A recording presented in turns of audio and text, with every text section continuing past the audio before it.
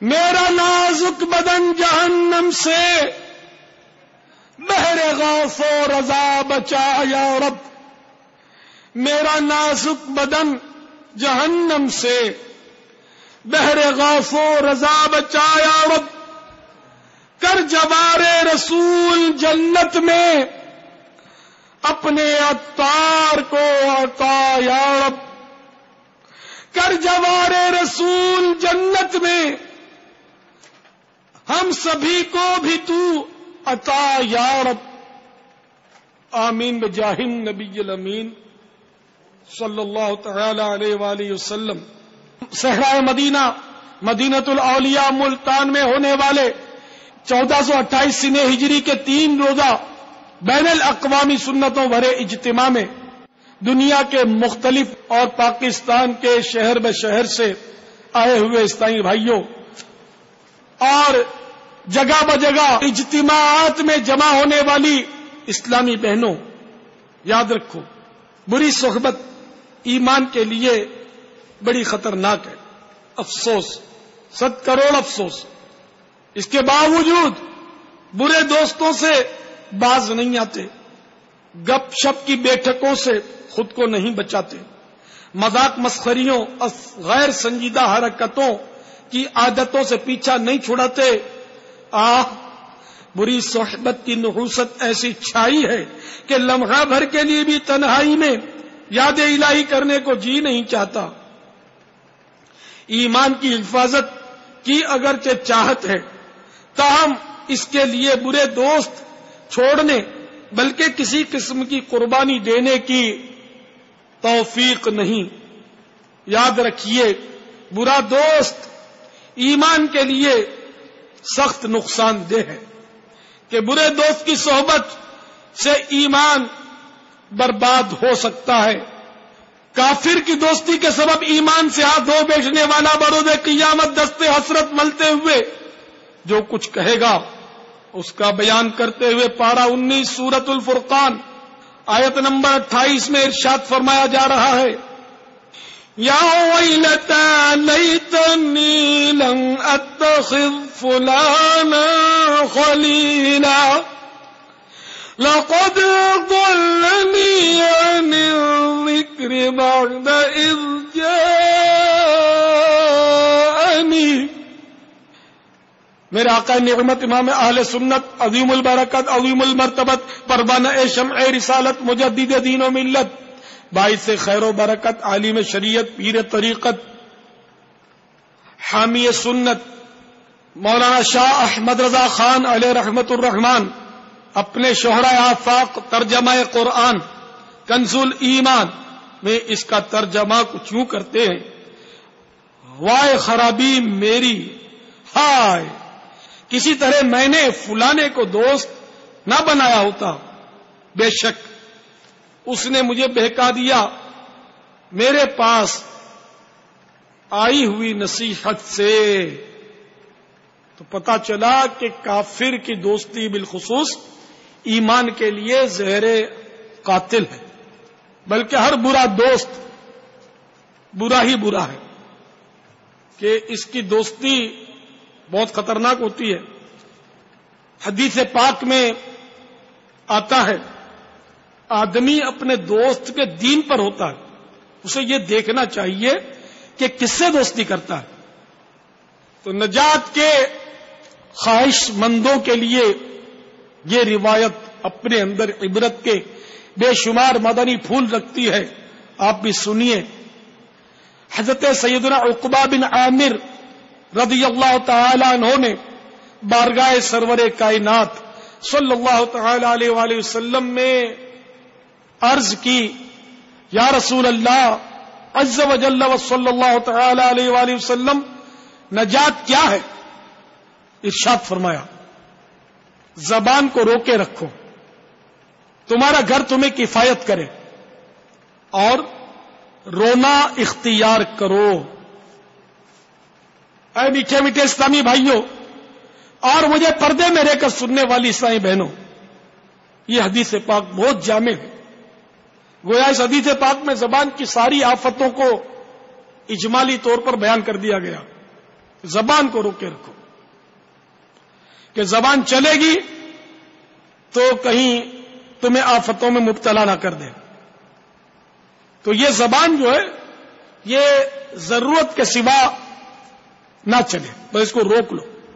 بخاری شریف کی حدیث کا ایک جز ہے، جو شخص اللہ اور قیامت پر ایمان رکھتا ہو اسے چاہیے اچھی بات کرے یا خاموش رہے. تو کاش زبان کا قفل مدینہ نصیب ہو جائے، اچھی اچھی باتیں زبان سے بے شک نکلیں کہ خاموشی سے افضل ہے، اور ضرورت کی بات بھی ٹھیک ہے کرے.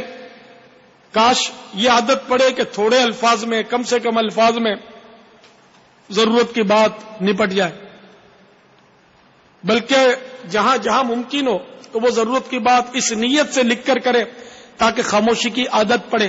تو اب لکھ کر بات کرنا بھی ثواب میں شمار ہوگا کہ یہ خاموش رہنے کی مشق کر رہا ہے. تو نیکی کرنا یا نیکی کی مشق کرنا، نیکی کی مشق کرنا بھی تو نیکی ہی ہے.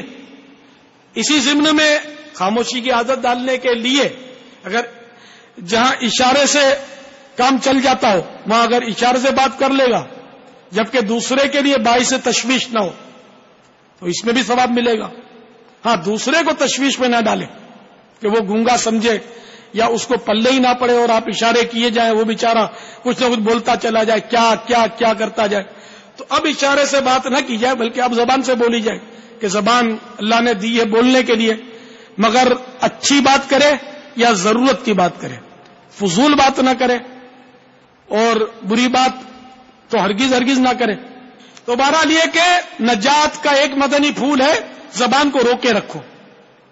دوسرا مدنی پھول تمہارا گھر تمہیں کفایت کرے، یعنی اپنے گھر میں بندہ رہے، باہر نہ نکلے. یعنی باہر نہ نکلے سے مراد یہ کہ بلا ضرورت باہر نہ نکلے. اب نماز پڑھنے کے لیے نکلے کہ ضروری ہے، مسجد میں جا کر با جماعت نماز پڑھنا جبکہ کوئی شرعی مجبوری نہیں ہے تو واجب ہے. مسجد میں نماز کے لیے جانے کے لیے بے شک گھر سے نکلے اور لازمی نکلے. اسی طرح رزق حلال کے لیے اگر نکلنا ضروری ہے تو بقدر کفایت حلال روزی کمانے کے لیے بے شک گھر سے نکلے. علم دین حاصل کرنے کے لیے گھر سے ضرورت ہے تو نکلے. سنتوں بھرے اجتماع میں حاضری کے لیے، سنتوں بھرے درس دینے سننے کے لیے، قرآن پاک پڑھنے پڑھانے کے لیے، تو اس طرح کے اچھے اچھے کاموں کے لیے بے شک گھر سے نکلے، بلا ضرورت گھروں سے نہ نکلے.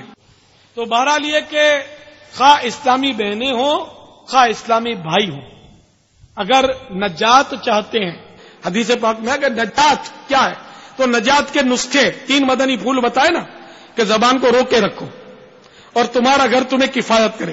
گھر کافی ہو تو اپنے گھر میں پڑا رہے، بغیر ضرورت کے اپنے گھر سے نہ نکلے. اور ضرورت بھی ایسی کہ جس کو واقعی ضرورت کہا جائے. اور تیسرا، رونا اختیار کرو.